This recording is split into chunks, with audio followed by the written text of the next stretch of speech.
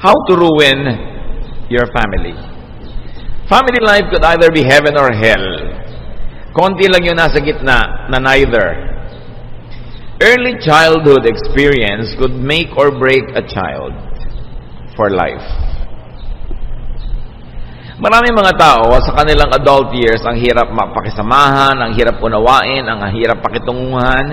Dahil yun pala, winasak ang kanilang pagkatao nung bata pa sila.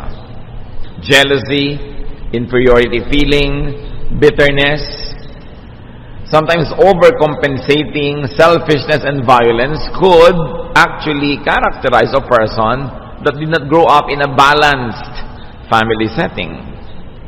Pagka lumaki ang bata na magulo ang pamilya, nagkakaroon ng mga behavioral disorders na kumisan buong buhay at tumanda na lang, hindi pa maituwid.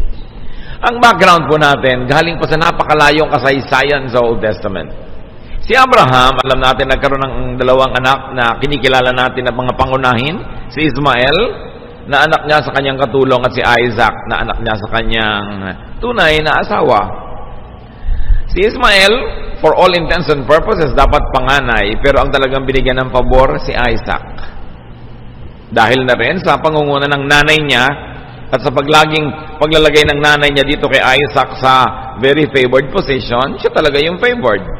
Si Isaac naman, nagkaroon ng dalawang anak, kinikilala natin si Esau at si Jacob. Panganay si Esau, tulad ni Ismael, pero wala ring nakuha dahil ang naging paborito ay si Jacob. Dahil si Jacob ang nanay's pet. Pinalaki pa nga niyang nanay niya itong si Jacob na dinadaya nila yung tatay para lang magkaroon ng special favors para dito kay Jacob. So ano pa sa palagay niyo ang gagawin ni Jacob pag siya na ang tatay, edi magpe-play favorites din. Si Abraham may paborito, si Isaac. Si Isaac may paborito, si Jacob. At si Jacob, itutuloy niya ang pangit na family tradition na ito. Sa katunayan, dalawa ang kanyang official wives, si Leah at si Rachel. Paborito niya si Rachel, si Leah, kawawa naman. At nagkaroon pa siya ng anak sa dalawa niyang katulong na babae na kaugalian ng unang panahon. 12 anak na lalaki, itong si Joseph ang paborito. Palibas at anak ng paboritong asawa niya na si Rachel. At itong kasaysayan ni Jacob ang ating titingnan ngayon, no? At ang kasaysayan nitong ang kanyang anak, si Jacob kasi magkakaroon ng paborito na naman. We will be reading from Genesis 37, 1 to 11, the contemporary English version. Verses 1 to 2. Jacob lived in the land of Canaan, where his father Isaac had lived, and this is the story of his family. Bawat pamilya may kwento. At bawat pamilya may mga kabulukan na pinipilit itago sa mga likod-likod at gilid-gilid at pinapalaki lang nila yung magaganda tungkol sa kanila. But this family was a very dysfunctional family, like the first family we meet in Genesis, the family of Adam. Dysfunctional sila. Hindi sila model. Kung meron silang modeling na dapat maging purpose ngayon, huwara ng hindi dapat tularan. So, Jacob was a winner in the favoritism contest over Esau, his brother. He would keep a family tradition of playing favorites, and in fact, he had a favorite wife and a favorite son. Genesis 37, 2 to 11, to our main story. When Jacob's son Joseph was 17 years old, he took care of the sheep with his brothers, the son of Bilhah and Silpah, who were the maids. But he was always telling his father all sorts of bad things about his brothers. So we are talking about Joseph, so-called the dreamer. Siya ay paborito ng kanyang tatay at mahilig siya laging magsumbong at manira sa kanyang mga nakatatandang mga kapatid. Verse 3, Jacob loved Joseph more than he did any of his other sons, because Joseph was born after Jacob was very old. Jacob had given Joseph a fancy coat to show that he was his favorite son. And so Joseph's brothers hated him and would not be friendly to him. One day Joseph told his brothers what he had dreamed, and they hated him even more. Joseph said, "Let me tell you about my dream. We were out in the field tying up bundles of wheat. Suddenly my bundle stood up, and your bundles gathered around and bowed down to to it. His brothers asked, "Do you really think you're going to be king and rule over us?" Now they hated Joseph more than ever because of what he had said about his dream. Joseph later had another dream, and he told his brothers, "Listen to what else I dreamed. The sun, the moon, and 11 stars bowed down to me." When he told his father about this dream, his father became angry and said, "What's that supposed to mean? Are your mother and I and your brothers all going to come and bow down in front of you?" Joseph's brothers were jealous of him, to say the least.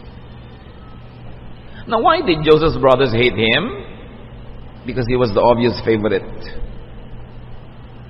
Sabi, sa dinami-rami ng anak ito, ang paborito, binigyan ng isang napakagandang jacket or balabal or whatever it is.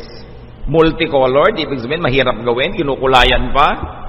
At ibinigay ito bilang tanda na talagang siya ang paboritong anak. Lalo namang nagalit, nainis at nagselos yung mga kapatid sa kanya. Parang hindi pa sapat yon na naginip pa ang Joseph na siya ang bida at yung kanyang mga kapatid ang mga supporting roles. Nadagdagan pa ng panaginip, pati mga magulang niya magbabaw na ngayon sa kanya. At siya na ngayon yung pinaka-maningning sa kanyang entablado. He was the obvious favorite. But why would the others hate him? Because every child wants to be loved. Every child wants to be the favorite of his parents. Bawat selos, every form of jealousy is a cry for help. Nagseselos, nagagalit, naninibugho ang isang tao bilang paghingi ng saklolo dahil sa palagay niya hindi siya nabibigyan ng sapat na pansin o pagmamahal o pag-ibig at dinadaan yun sa selos, dinadaan sa inggit. Every child is crying out for love, for affection, for attention. And every extra attention you give to a favorite is an attention you steal from those who are not your favorites. Kung ikay magulang, mga magulang, ang bawat dagdag na atensyon na ibinibigay nyo sa inyong paborito ay ninanakaw nyo sa inyong mga ibang anak na hindi nyo paborito. Because you have only so much love to give. So you steal from Peter to give to John. Napakalaking krimen at napakalaking kasalanan ng magulang to play favorites and to make it obvious. Kung minsan naman talaga sa loob mo, merong mas magaan ng loob, may mas gusto kang kasama, mas magkamukha kayo na ugali o mas magkamukha kayo ng nunal, so siya ang paborito mo. Pero para ipakita mo pa yon in an obvious way, magulang ka, dapat minamahal mo lahat ang iyong mga anak. Ang unang-unang sumisira sa anak, magulang eh. Hindi naman kabarkada, magulang muna. Pag hindi pinalaki ng tama, hindi pinalaki ng balanse at hindi minahal ang bata, nagkakasira-sira ang kanyang karakter. Every child wants to be a star. Pag isa lang yung ginagawa niyong star, di ba? Unloved and underloved children grow to become love-hungry adults. Kaya yung mga batang lumaki na walang pag-ibig ng tatay, buong buhay naghahanap ng papa. Kasi kapo siya ng papa nung bata pa siya. Kaya kung minsan anak na babae yan, lumaking walang ama, walang nagmamahal, kaya lahat na lang ng mukhang tatay sa paligid naging boyfriend. Kasi naghahanap ng papa. Di ba? Kung minsan nga lalaki na yung anak, hindi rin minahal ng lalaki. Pag laki ni lalaki, naghahanap din ng papa. Kasi hindi pinapa ng tatay niya. Tapos magagalit yung tatay, ang laki ng pagkukulang niya, kaya naging ganun yung anak niya. Napakalaki ng responsibilidad ng magulang. Hindi sapat na nag-meet yung sperm and egg ay may anak ka na. No? Madaling maging magulang pero hindi madaling maging magpaka-magulang. It's easy to become a biological parent, but to be a father, a mother, it is a serious vocation. Now, how to ruin your family? Jacob, father, mother, lolo, lola, play favorites. Yan ang garantisadong paraan para wasakin yung pamilya nyo. At yan lang ang focus natin today on ruining the family, although there are many ways. Favoritism. Ignore and belittle all the others. Kailangan gawin mo pang obvious. Make it obvious. Ipaghalandakan mo sa lahat na ito yung paborito mo. Ito yung may lakad, itong batang ito isama mo. Pag birthday niya, maraming handa. Sa birthday ng iba, wala. Pag may bibiling ka, laging special yung sa kanya. Pag may pasalubong sa kanya lang, gawin mo yan. Garantisado, you will ruin your family. And encourage your favorite to offend his brothers and sisters. Siyempre, si bata naman, lalaki ang ulo, magiging mayabang. Sige pa, palakihin niyo pa ulo, payabangin niyo at kawawain niyo iba niyong mga kapatid. I-display niyang kumakain siya ng pagkasarap-sarap na tsokolate. No? Habang nakatingin lang yung mga iba niyang mga kapatid. Pag matutulog kayo, lagi niyong itabi. Pag maglalakad kayo, hawakan niyo pa yung kamay niya. Yung iba, hayaan niyo ng mabundol-bundol ng mga tricycle. Hindi niyo naman paborito eh. Dote on your brat. Because every kid can be a brat. Especially when encouraged. Proverbs 22:15, all children are foolish, but firm correction will make them change. Hindi lang magulang ang kausap natin dito, mga lolo, lola, mga tito, tita, at mga kapatid na mga matatanda. Kung minsan may paborito rin kayong mga bunso-bunsong mga kapatid. Yung iba na-ignore na. Kaya kadalasan sa pamilya, yung mga dysfunctional ang mga ugali, yung mga nasa gitna. Kasi, yung panganay napansin, dahil una, yung mga bunso napansin dahil huli na, yung mga nasa gitna, parang, nandyan ba kayo? Hindi napapansin madalas. Now, ikaw si Joseph, ikaw yung favored child. How to ruin your family? Backstab your siblings. Siraan mo yung mga kapatid mo. Genesis 37:2, but Joseph was always telling his father all sorts of bad things about his brothers. Magkakutsaba yung mag-ama, magkakampi. And Joseph, paborito ka rin lang, display your multicolored coat. Ipakita mo. Binigyan ka na nga ng palihim ng tita mo ng konting pera, bilangin mo sa harap ng iba mong mga pinsan at kapatid na hindi binigyan. Ipagyabang mo. Para mainis sila sa'yo. No? Promote yourself. Mang-inggit ka. Mag-inarte ka pa. Make everyone envious of you. Alienate and anger them. Push them away from you. Teach them to dislike and even hate you. At pag namatay na yung mga matatanda, ikaw na lang kasama ng mga kapatid mo, lagot ka. Sige, ilayo mong loob ng mga kapatid mo sa iyo. Indulge in self-promotion and get hated all the more. What's more, you are the favorite. Put your loving parent in a bad light. Hayaan mong magalit yung mga iba mong kapatid sa mga magulang mong paborito ka. Huwag mong pagmalasakitan yung magulang mo. Hayaan mong kamuhian ng iba mong mga kapatid. Sirain mo ang pamilya mo. Make your siblings angry with him or with her, your father or your mother. And if you could, offend even your doting parent. Kung nakakalusot naman, pati magulang mo, suwagin mo. Para magkasira-sira na kayo, bilisan mo. Para pag nalungkot ka, walang dumamay sa'yo. Para pag nangangailangan ka, wala kang katulong. Para mag-isa ka sa buhay. Ngayon, ikaw naman si non-favorite, mas marami ito. Huwag kayong mag-alala mga hindi paborito. Malaking asosasyon ito. Maraming members, no? Hindi kayo paborito, pangit ang kalagayan nyo, di papangitin nyo pa. No? Worse than you're already bad press. Hate the special prince and princess. No? Joseph was hated, sabi sa Genesis 37:4, and so Joseph's brothers hated him and would not be friendly to him. Sige, kamuhian nyo. Ipahamak nyo. Pag-usap-usapan nyo yung paborito. Show your resentment. Be affected negatively. Bring out the worst. Bring out the evil in you. Total, hindi ka paborito. Lalo mong inisin yung paborito. And therefore, prove yourselves unworthy of being loved by your parent. Dahil sa pangit na ugali mong ipinapakita, dahil nagsiselos ka, naiinggit, patunayan mo sa magulang mo na tama nga sila na hindi ikaw ang paborito nila. Di ba kung hindi ikaw ang paborito, tas ang ganda-ganda ng behavior mo, mag-isip-isip naman yung magulang mo, teka, mahusay naman tong anak ko na to ah. Pero pagka sinabi ng magulang mo na, alam mo, kaya yung paboritong ko, yun, tingnan mo tong asal itong isang ito, kay sagwa. Lalo mong binibigyan ng dahilan yung may ayaw sa'yo na ayawan ka nga. Kailangan kumikilos ka rin dyan. Prove your biased parent right na tama yung kanyang choice. Then push your parent to be more protective of the favorite. Lagi mong i-attack. Lagi mong simangutan. Lalo mong kainisan. At itutulak mo lang yung magulang mong lalong ipagtanggol yung kapatid mo na yon. These Genesis families really have started it all. No? Dapat huwag silang tularan. Mga lessons, mga kapatid.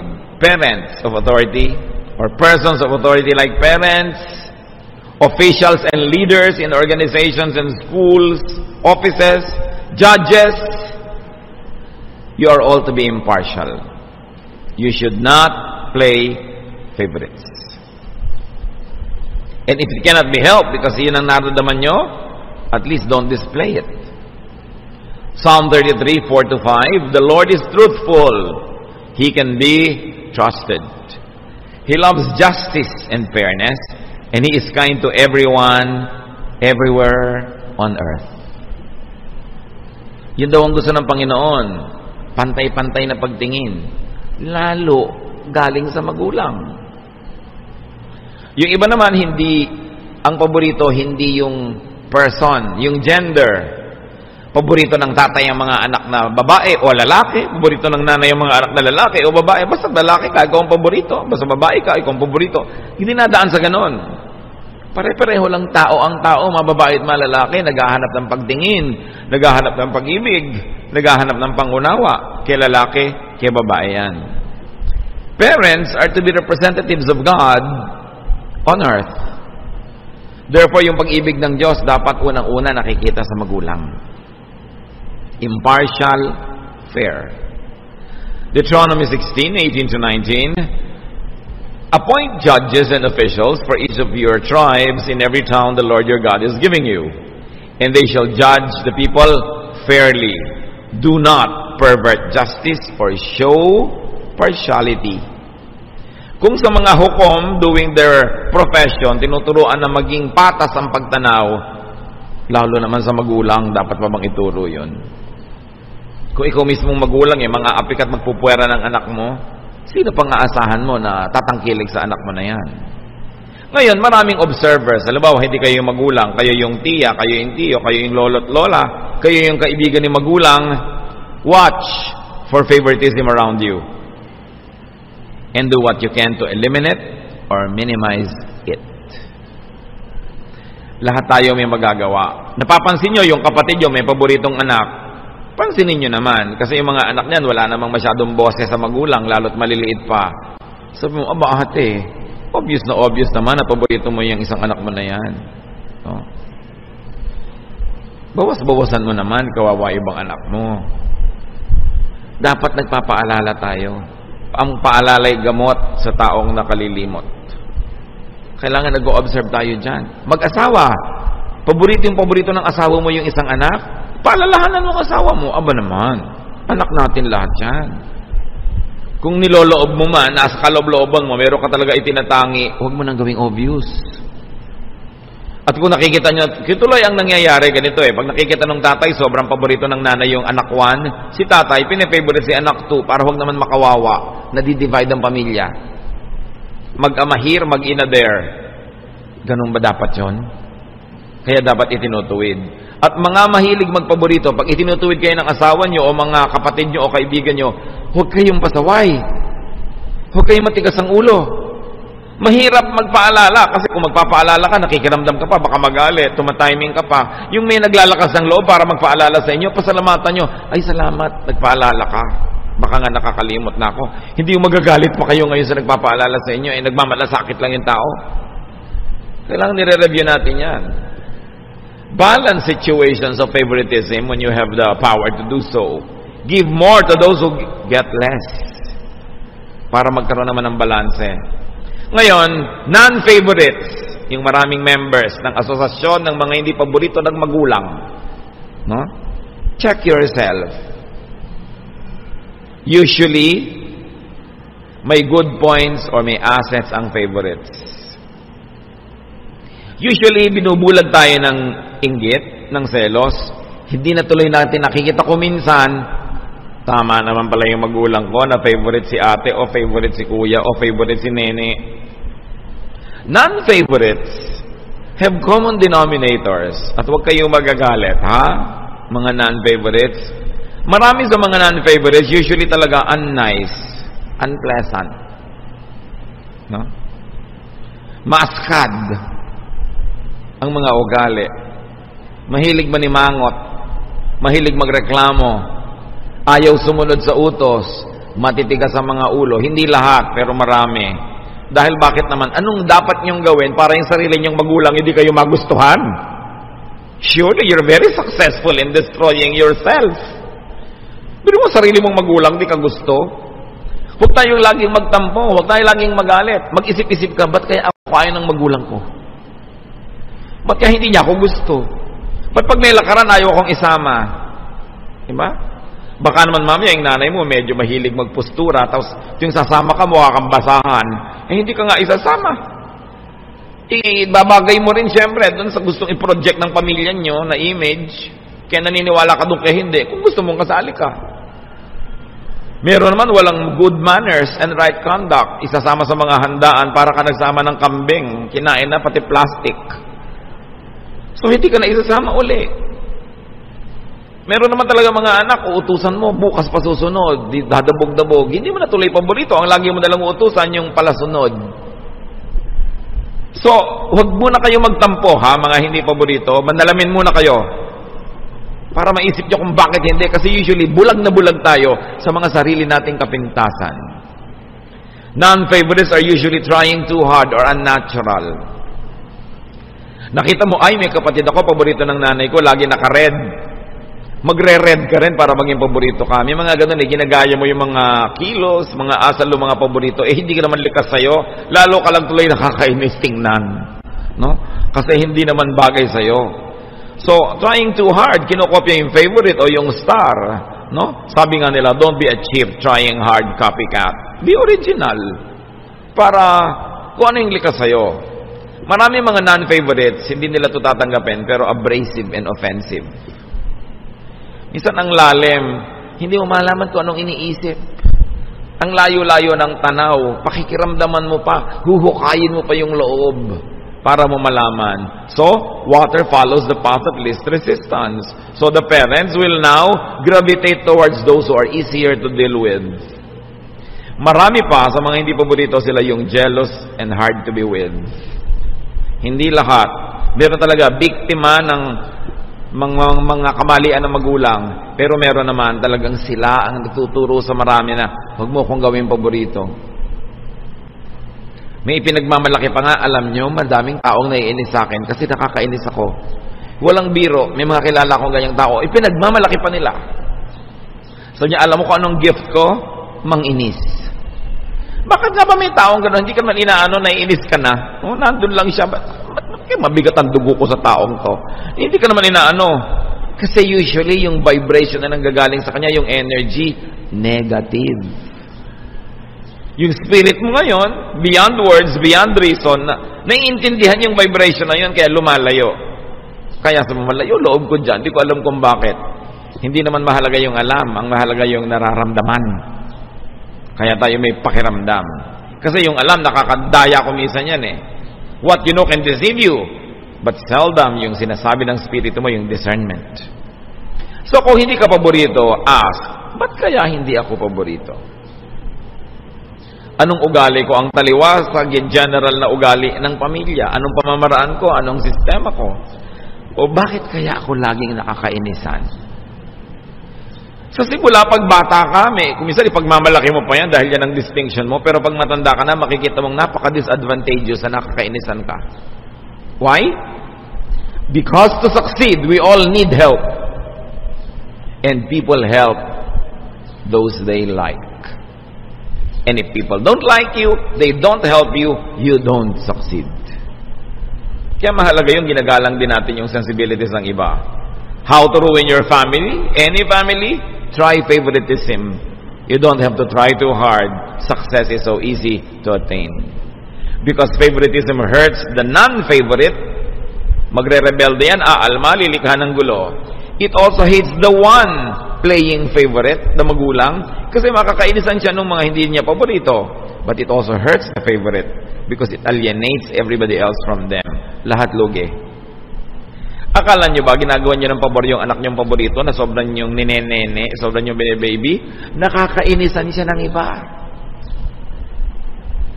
Kaya kung may anak kayong maingay, halimbawa, dito sa church, may anak kayong malikot, walang ginawa ko yug-yugin yung silya ng katabi nyo. Kanina nakapusod, ngayon nakalugay na. Kasi kakakalug ng anak nyo sa kanyang silya, no? Nakalug na. Buti na lang, hindi pala niya kinalug yung gamot na ininom niya kaninang umaga. Kinalug ng anak nyo, nakalug na rin sa loob ng tiyan niya yung gamot. Alam niyo yon? Muhing-muhi sa anak nyo. Kung pwede lang niyang ganunin yung mukha ng anak nyo. Pero kasi sister and brother, nakatingin, pero yung kaluluwa niya, ang totoo, sinasakal niya yung anak nyo. Mahal niyo yung anak nyo, sampigahin yung kote, yung malakas, yung nakakakita siya ng mga bituin. Magbe-behave yan. Pag nag-behave yan, maaawa pa yung mga tao, sasabihin pa sa'yo, huwag mo namang ganyanin yung bata. Pero subukan mong magpigilan, payaan mo lang, muhing-muhi ang lahat sa kanya.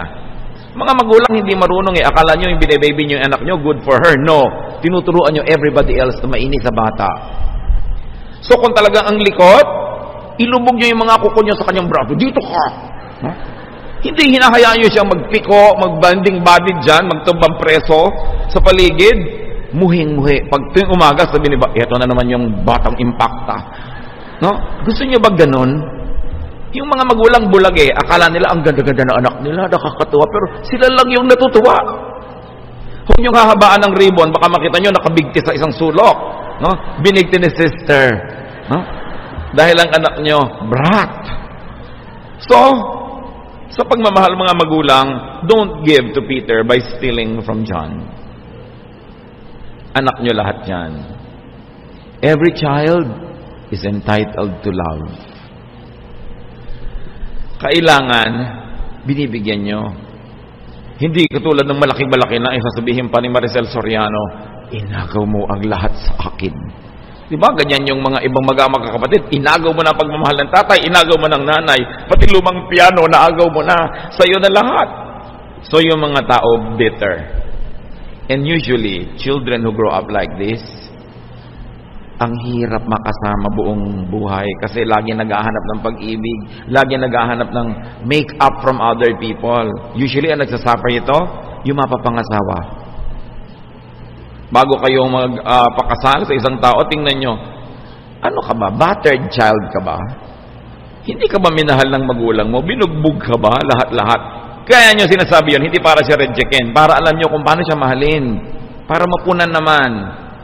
Ngayon, kung kayo yung inapi-api ng mga pamilya nyo, mga kapatid, huwag nyo namang gantihan yung napangasawan nyo.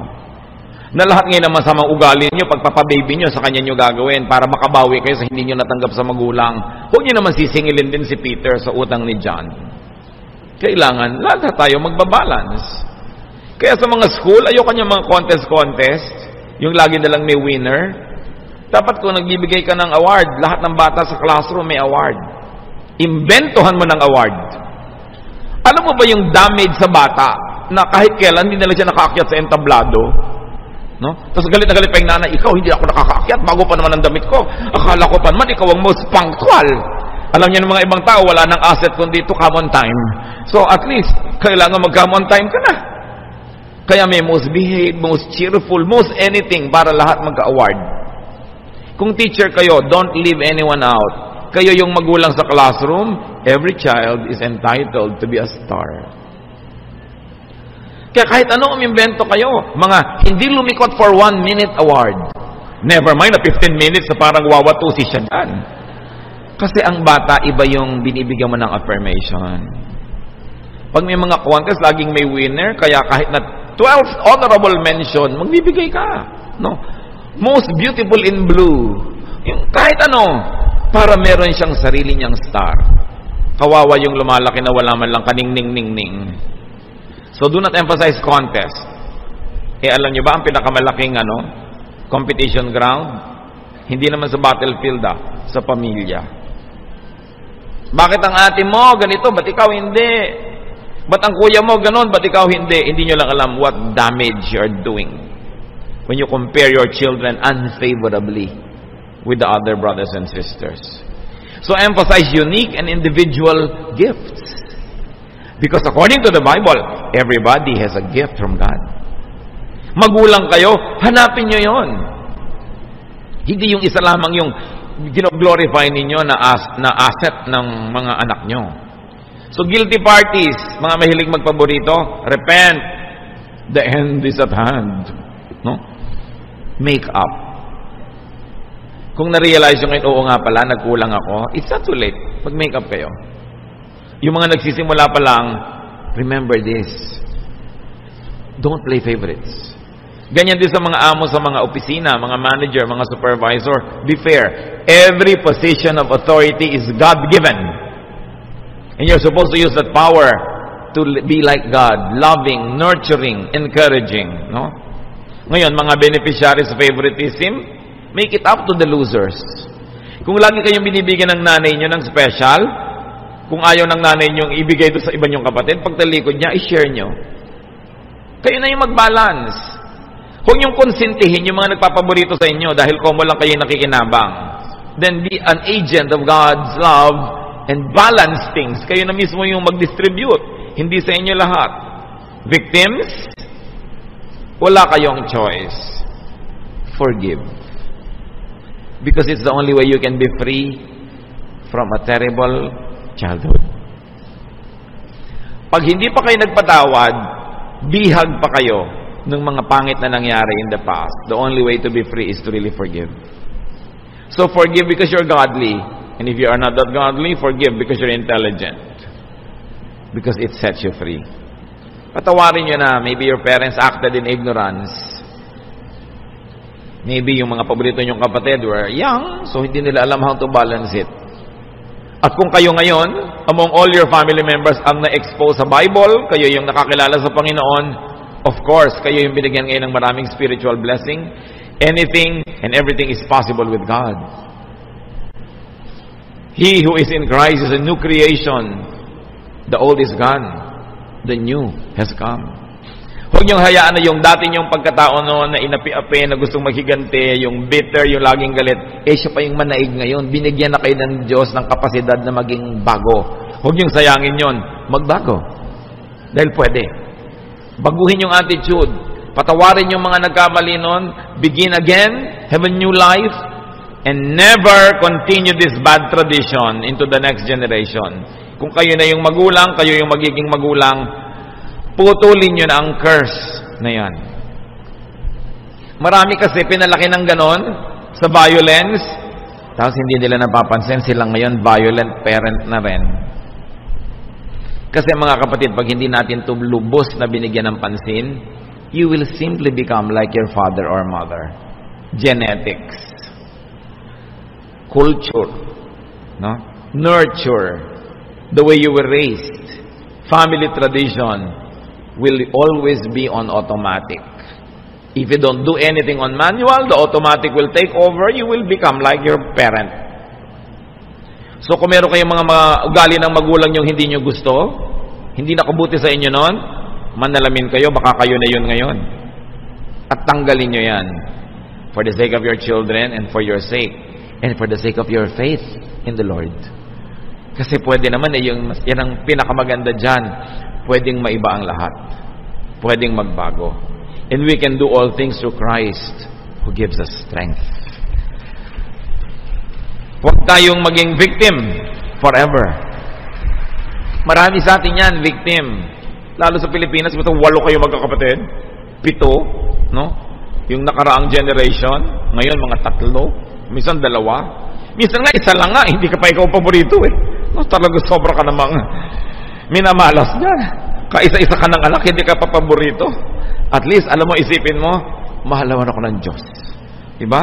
At ang Diyos, marunong magmahal yan sa akin. Pero huwag niyong gawin niyo na empty comfort. Kasi yun ay totoo. Kaya may Diyos.